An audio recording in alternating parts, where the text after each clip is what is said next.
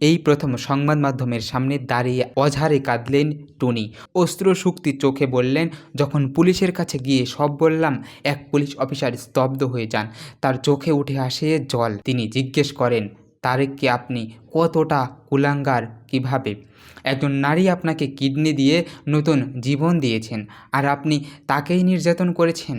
যে জায়গায় অস্ত্রোপচারের দাগ আজও দগদগে হয়ে আছে, সেখানে আপনি লাথি মারেন। আর তিনি আরও বলেন, আপনার মা আপনাকে হয়তো জীবন দিয়েছেন, কিন্তু এই নারী আপনাকে দ্বিতীয়বার বাঁচিয়ে দিয়েছেন।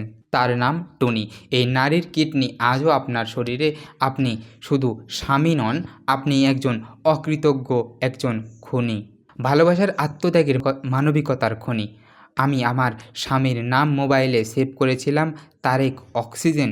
ওর নিঃশ্বাসেই আমি আসি, কিন্তু আজ সে অন্য নারীর সঙ্গে ঘর বেঁধেছে, আর আমি ঘর ছাড়া। যে কিডনি দিয়ে আমি বাঁচালাম তাকে, তার আচরণ আজ পশুর মতো।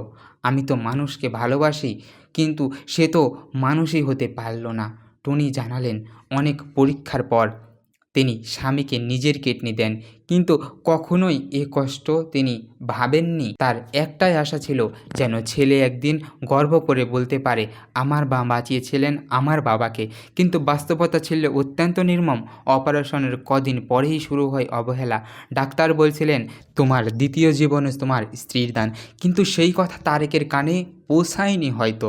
মোবাইলে জুয়া খেলতো, টাকা না দিলে মারধর করতো, অপারেশনের জায়গায় লাথি মারতেও ছাড়তো না। শেষে সে থানায় অভিযোগ করে। সে কাঁদতে কাঁদতে বলে, আর করব না। আমি বিশ্বাস করলাম, অভিযোগ তুলে নিলাম, কিন্তু অত্যাচারও থামেনি। 22শে এপ্রিল নারী নির্যাতন ও যৌতুকের মামলাও করেছিল। 24 তারিখে তাকে গ্রেপ্তার করে পুলিশ। পরের দিন ওর মোবাইলে যা দেখলো, তাতে তার চোখ সামনে অন্ধকার হয়ে গেল। 3-4 বছর ধরে তাহমিনা নামে এক নারীর সঙ্গে পরকীয়ায়, অসংখ্য ছবি, চ্যাট, ভিডিও। অন্যদিকে টুনির জীবনের সর্বঙ্গ দিয়েছেন। তারেককে 2টি রাত ঘুমাতে পারেনি টুনি। কেবল চেয়েছিলাম একটু ভালোবাসা, একটু কৃতজ্ঞতা। আর টুনির প্রশ্ন, ভুলটা কী ছিল? ভালোবাসা।